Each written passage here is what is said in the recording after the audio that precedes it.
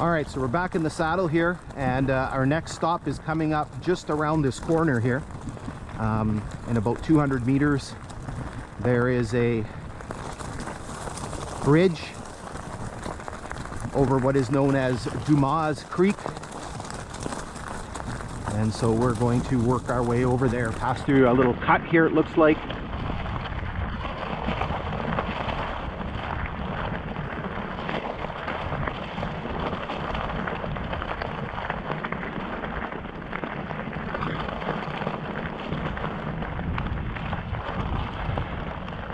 All right, so we've arrived here at the bridge crossing. You can see the bridge itself here. It's not particularly big. You can see the mileage marker, 39.1. And so this bridge isn't particularly big. It's about a 70-foot bridge. It's a little bit rough shape here. You can see the beams on the sides there. It's just a timber and pile trestle. Or is there a span here? I can't tell. So we're going to work our way across here, and then what we'll do is we'll drop down and take a look at the sides and get a little bit better idea of what this structure looks like. See if we can find a date. Again, so it's 70 feet. Again, you can see this little creek here, Dumas Creek, and you can see there's very, very little water in there. So we're going to drop down and take a look at what's going on here. Okay, so we've made our way down to the level of the creek. We are on the north side.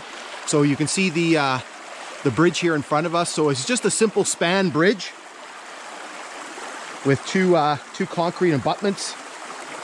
Again, the bridge is about 70 feet long, and it's approximately 15 feet high. I love coming down to the level of the creek because you can see some old things that have been kicking around. Like this spike has probably been here for quite a long time. Not sure exactly how long, but so here you can see the underside of the bridge. And again, you can just see the simple metal span. We can see the date stamp. There's two of them. There's one on that side and there's one on this side. So you can see the 1963. Here you can see more of the concrete abutment. There's kind of some wood foundations here. If I climb up here carefully,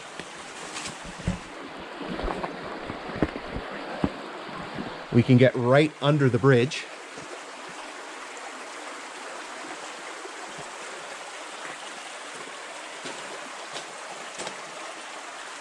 And here we can see the date stamp nice and close, so the 1963. I don't know if there's any interesting things lying in the creek.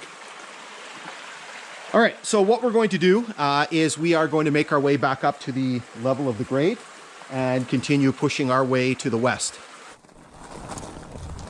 All right, so we're back in the saddle here and just pushing our way kind of not quite to the north, but northwesterly.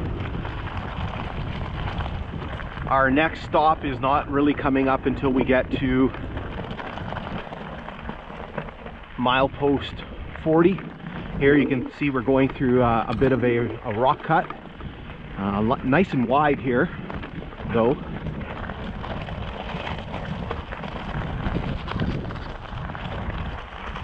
Just a little bit of rock work, mostly a cut.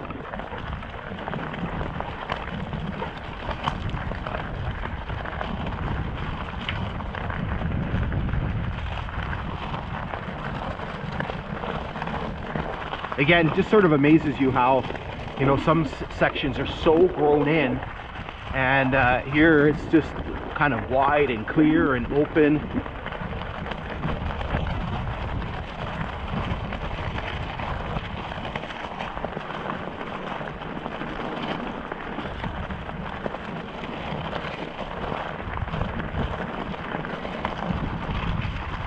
Not sure what these plants are, the ones that grow on the grade. Very tall. They're like kind of a flower.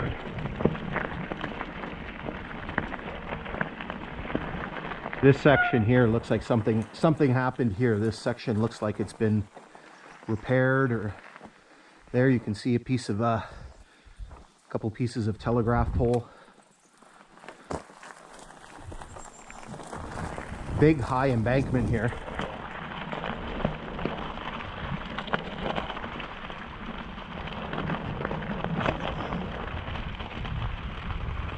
Probably a good 30 or 40 feet high.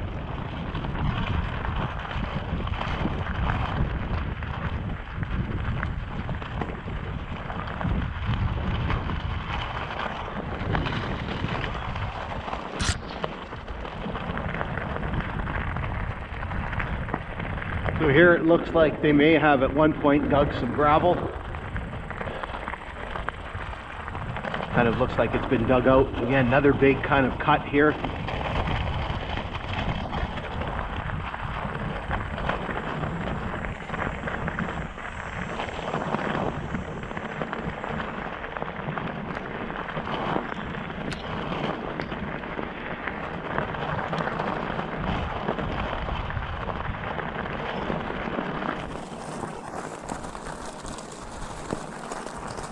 All right, we're gonna pull up here for a second. Again, here it looks like they did big ballast or gravel. All right, so what we're gonna do is we're just gonna keep plugging along, and our destination is coming up very shortly. All right, so we're back in the saddle here for our last sort of section, our last push. Our destination is coming up in about just under 500 meters. Nice little breeze here to cool us off on this warm day.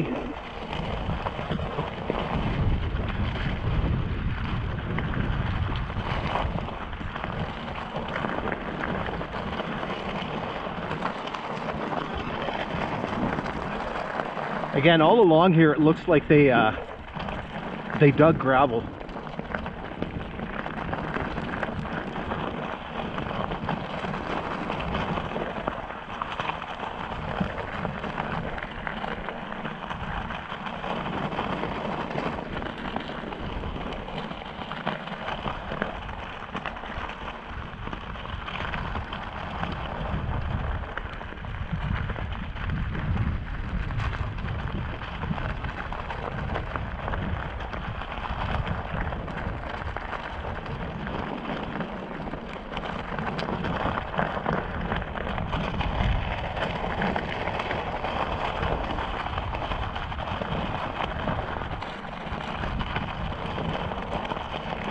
And so here, this is kind of the eastern tip of what is known as Partridge Lake.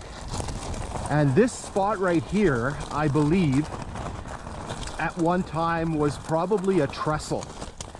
On some old 1950s maps, and I'll sort of put that up there so you can take a look at it.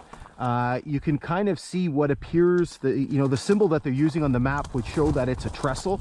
So it very might have well been a trestle here that was filled in.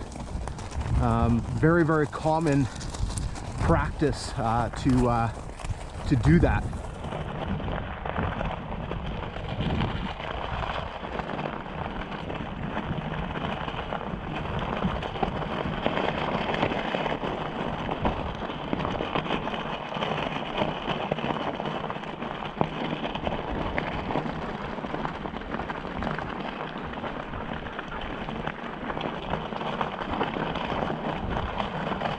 Here you can see it starts to get, oh, the ballast is bad here. It starts to get grown in here again. And again, you can see on this side here, it looks like there was gravel that was removed.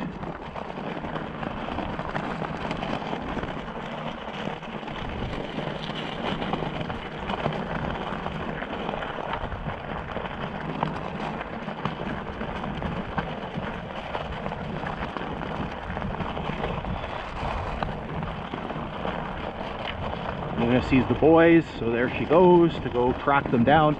All right, so we've arrived at the end of our exploration for today, and the reason why we know it's the end of our exploration because this is where we pick up with the next hike, and you'll see that on the next video. In the next episode, you can actually see there's a standing telegraph pole, which is kind of kind of an unusual thing. So the grade here continues to the west. In 5 miles, it reaches what is known as Kinghorn Road, which is the next road access to this section of grade. Anyway, so hopefully you've enjoyed today's exploration. Hopefully you've enjoyed kind of some of the things that we've seen on this little bit of a quieter, shorter section that we've done. And so we are going to be back just as soon as we can with more explorations. So thanks for tuning in.